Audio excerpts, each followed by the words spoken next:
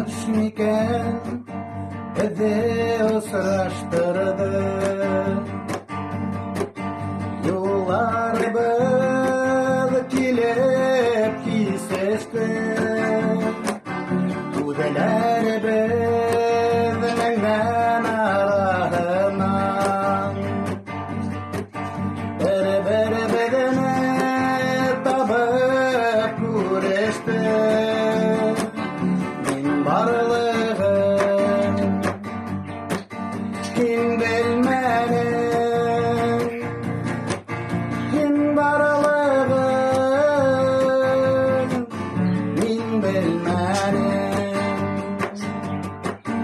Yaratan kim, hin etmenin,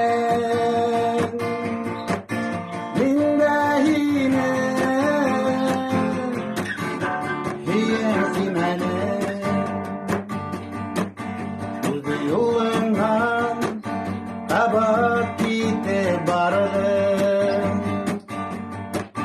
Devam ettim min de yoluma.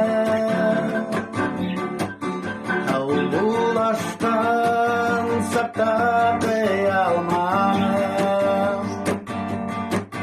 Isırgala hatta kulağıma. Min varlığım kim bilmenin, kim varlığım min bilmenin. Yaratan kim,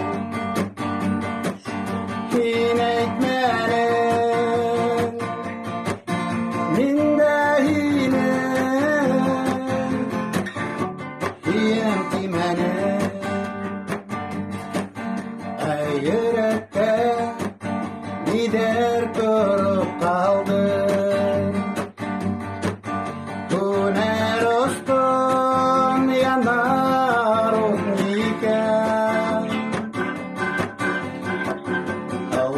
Kavgulaştan saklayamam. Osraşır